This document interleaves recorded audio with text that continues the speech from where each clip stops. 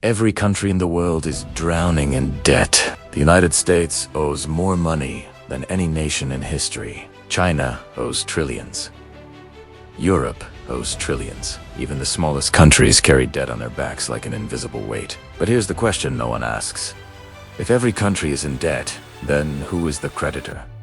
Who is rich enough to lend money to entire nations? Today, we open a door most people don't even know exists. 1. Setting the stage. Debt is not just a number on a government website. Debt is power. Debt shapes wars, elections, economies, and even the rise and fall of empires. For thousands of years, kings borrowed gold from merchants. Today, presidents borrow digital money, created with a keyboard. But regardless of the era, one rule never changes. The borrower becomes dependent on the lender. So again, who is lending to the world? Section 2. The ancient roots of debt. Debt began 4,000 years ago in Mesopotamia. Farmers borrowed seeds from temple priests, promising to repay after harvest. If they fouled their land, their animals, even their families could be taken. Debt wasn't just an economic tool, it controlled people.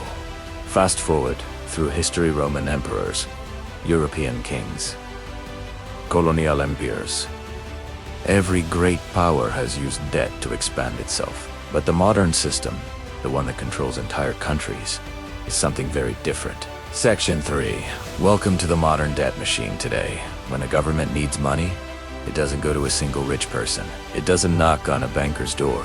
Instead, it issues government bonds and the buyers of those bonds.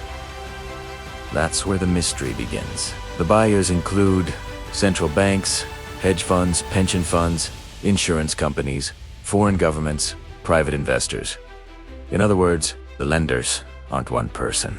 The lenders are the entire global financial system. And yet, even this doesn't answer the real question. Because these institutions also borrow money. They leverage money.